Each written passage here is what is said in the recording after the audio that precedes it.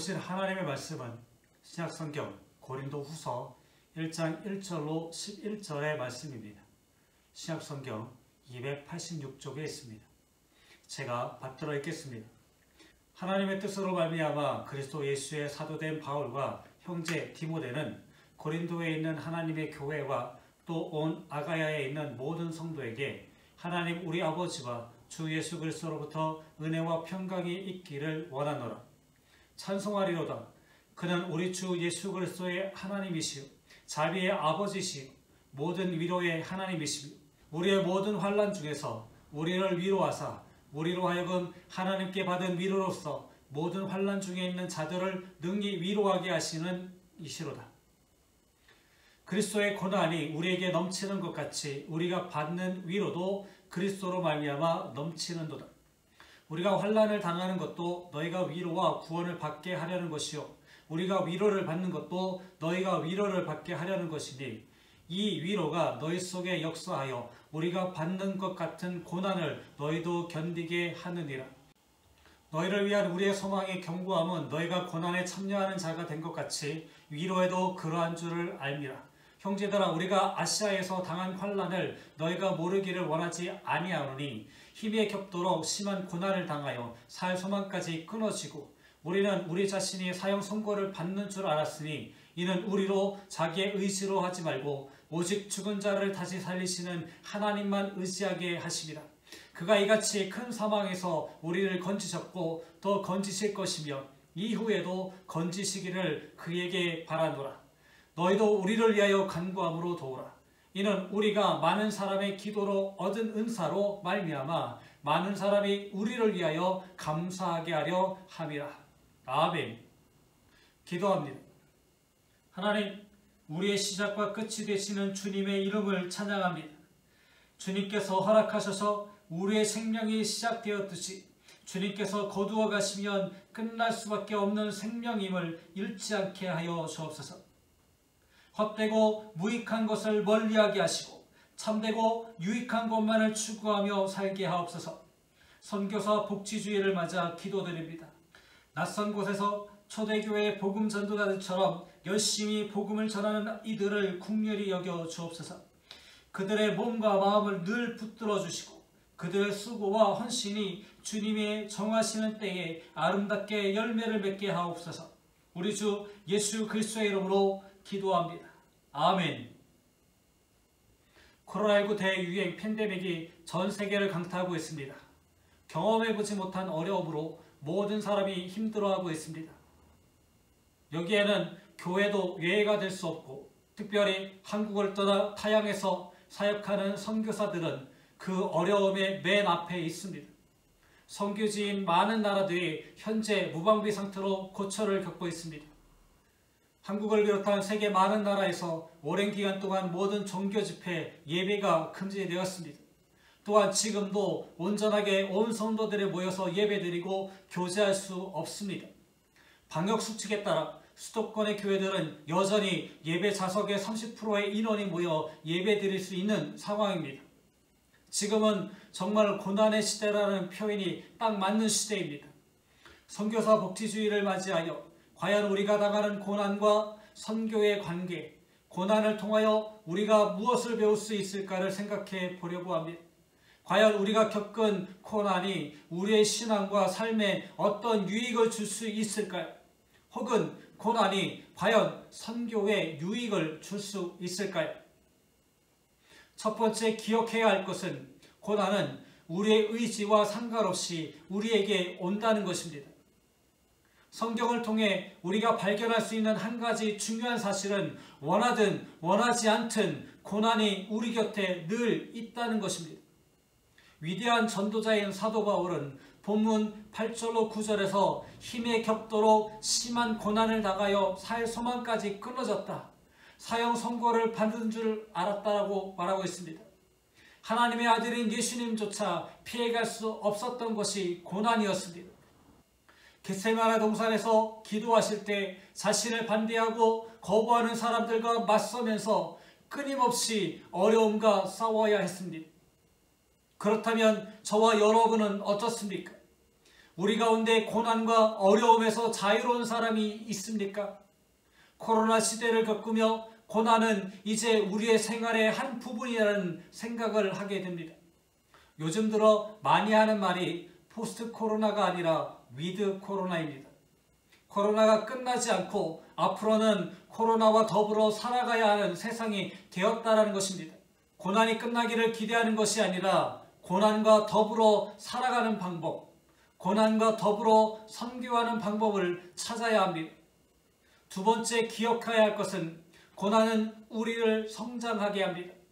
사도 바울은 본문 4절에서 큰 어려움을 겪고 난 후 다른 사람들을 위로하는 능력이 생겼다고 고백합니다. 어려움을 겪으면 두 가지 유형의 사람이 있습니다. 하나는 어려움과 함께 무너지는 사람이고 다른 하나는 그 어려움을 이겨내면서 더 발전하는 사람입니다. 찬송가 373장 1절로 2절 가사를 보십시오. 고요한 바다로 저 천국 향할 때 주 내게 선풍 주시니 참 감사합니다.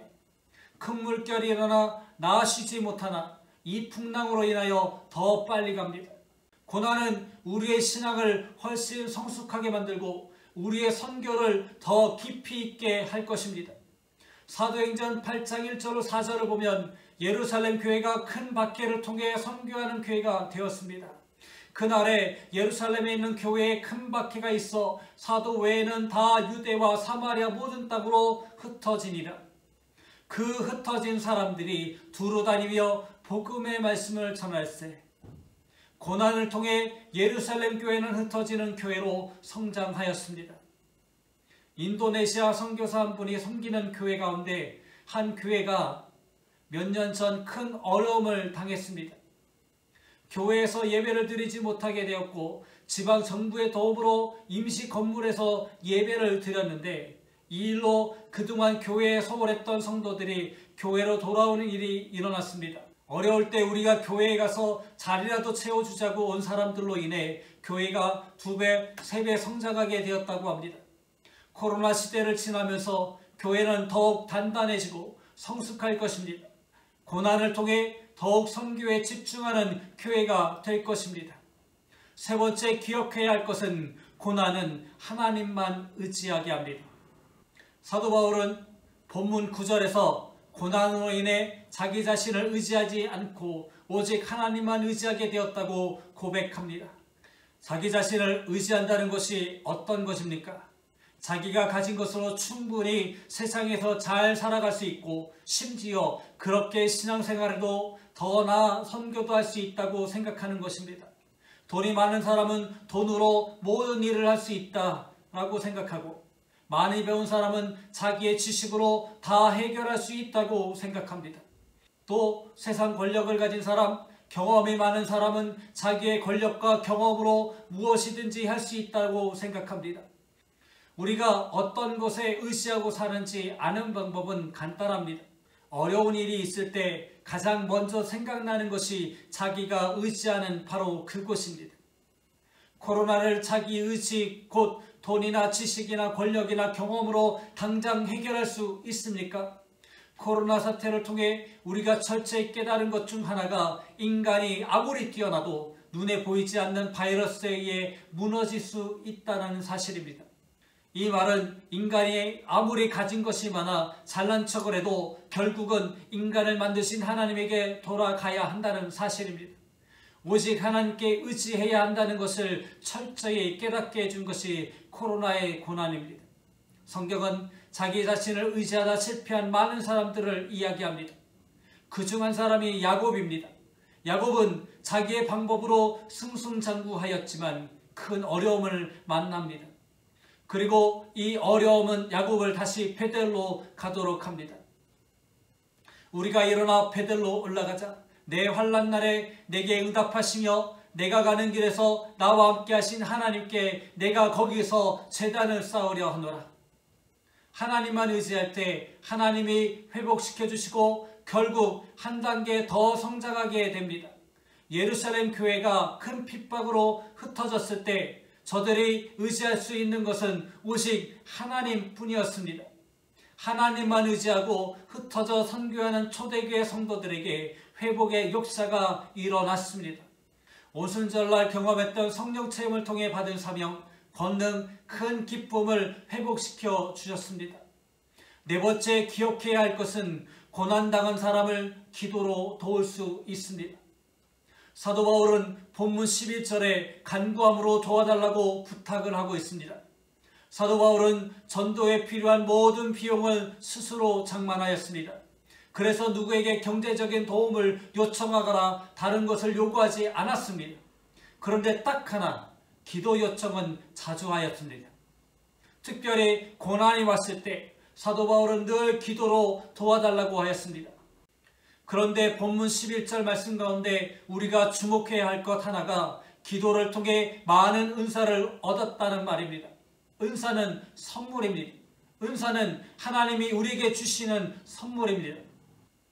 사도 바울은 선물인 은사를 많은 사람의 기도로 얻을 수 있다고 하였습니다. 말할 수 없는 고난과 고통 중에 있는 사람에게 선물은 눈물나게 고맙고 소망을 줍니다. 이런 선물을 바로 기도와 간구함을 통해 하나님이 주신다는 것입니다. 많은 선교사들이 코로나19가 유행하려고 할 때 마스크를 구할 수 없어서 어려웠다고 합니다. 그때 지역 한인회를 통해 1인당 몇 장의 마스크를 받았다고 합니다. 품질이 좋지도 않았고 마스크를 쓰고 딱히 가야 할 곳도 없었지만 마스크를 가지고 있다는 것만으로도 큰 위로가 되고 기뻤다고 합니다. 현재 인도 유영자 선교사를 비롯한 여러 나라의 선교사들이 마스크를 받았을 때 그 기쁨을 나누기 위해 마스크 나눔을 하고 있습니다. 몇 장의 마스크 선물도 그러한데 하나님이 주시는 선물, 은사를 받을 수 있다면 그 위로와 기쁨은 무엇과도 비교할 수 없을 것입니다. 선교사를 위해 해줄 수 있는 것이 많이 있습니다. 선교비를 보내주고 그곳에서는 먹을 수 없는 맛난 것들을 보내주고 전화를 해주는 것도 참 고마운 일입니다. 그런데 그보다 더 고맙고 감격스러운 것은 선교사를 위해 진심으로 기도하고 간구하는 것입니다. 이 일은 누구나 할 수 있지만 누구나 하는 일은 아닙니다. 여러분이 하나님께 선교사를 위해 기도하면 하나님이 선교사들에게 은사를 풍성히 주실 것입니다. 그리고 선교사들로 인해 더 많은 감사가 넘칠 것입니다. 여러분도 기도로 우리에게 협력하여 주십시오. 많은 사람의 기도로 우리가 받게 된 은총을 두고 많은 사람이 우리 때문에 하나님께 감사를 드리게 될 것입니다. 성경은 고난, 어려움에 대해 자주 이야기합니다. 기독교는 고난과 뗄 수 없는 관계입니다. 기독교는 고난 속에 생겨났고 고난을 통해 성장한다고 말해도 과언이 아닙니다. 그러므로 지금과 같은 고난의 시대에 가장 최적화된 것이 기독교입니다. 고난은 우리에게 기회가 될 것입니다. 특별히 교회에게 주어진 하나의 사명, 선교의 좋은 기회가 될 것입니다. 이를 위해 우리는 더욱더 하나님께 집중하고 간구해야 합니다. 기도합니다. 사랑의 하나님, 저희들이 신앙생활할 때에 우리 의지와는 상관없이 고난이 찾아오게 됩니다. 그러나 하나님, 이 고난 때문에 우리가 성장하게 되고 하나님만을 의지하게 하시니 감사합니다. 우리가 고난에서 벗어난 이후에 내 주변에 고난당하는 이들을 위해서 기도로 도울 수 있게 하옵소서. 우리 주 예수 그리스도의 이름으로 기도합니다. 아멘. 교회 소식을 전해드리겠습니다. 11월은 행복을 주시는 하나님께 감사하는 달입니다. 우리가 언제 어디에 있든지 주님의 인도와 보호가 따르며 무엇을 하든지 어떤 곳에 서 있든지 어디를 가든지 우리와 동행하시며 행복으로 이끄시는 하나님이 계시기 때문에 우리는 행복한 사람입니다. 이처럼 우리에게 행복을 주시는 하나님께 감사드리는 예양교회 성도가 되시기 바랍니다. 오늘은 선교사 복지주일입니다. 땅끝까지 이르러 증인이 되라는 예수님의 지상명령을 선교 현장에서 행하고 있는 선교사들을 기억하고 위에서 기도하는 예양교회 성도가 되시기 바랍니다. 15일 주일은 추수감사주일입니다. 2020년 한 해 동안 우리와 동행하여 주신 하나님께 감사드리는 예양교회 성도가 되시기 바랍니다. 22일 주일은 왕국주일입니다. 교회력의 마지막 주일이며 새로운 교회력의 시작인 그리스도의 오심을 기다리는 강림절로 이어지는 주일입니다. 29일 주일부터 12월 24일 목요일까지 강림절 기간입니다. 우리를 구원하시기 위해 이 땅에 오신 예수 그리스도를 기다리는 기간입니다. 그리스도의 탄생을 기대하며 기도로 준비하는 예양교회 성도가 되시기 바랍니다. 코로나19 감염이 지속적으로 확산되고 있습니다. 코로나19 감염 확산 방지를 위해 개인 위생 수칙을 지키며 건강하게 생활하시기 바랍니다. 또한 코로나19가 빨리 종식되어 함께 예배드릴 수 있도록 계속해서 기도 바랍니다. 지금은 언제나 우리 함께 하시는 하나님 아버지의 한없는 사랑과 두 마음이 아니라 하나의 마음으로 살아가는 길을 일러주신 우리 주 예수 그리스도의 크신 은혜와 참된 소망의 길로 우리를 인도하시는 성령의 동행하심의 은총이 언제나 주님과 동행하기를 다짐하고 세상으로 나가는 모든 성도들의 머리 위에, 가정과 생업 위에, 자녀들과 자녀들의 학업 위에, 특별히 땅끝까지 이르러 내 증인이 되라는 주님의 명령을 따라 멀리 타국에서 복음을 전하기 위해 눈물을 흘리며 애쓰고 있는 모든 선교사들과 그들의 가정과 그들의 선교지 위에 이제부터 영원히 함께 하시기를 간절히 축원하옵나이다. 아멘.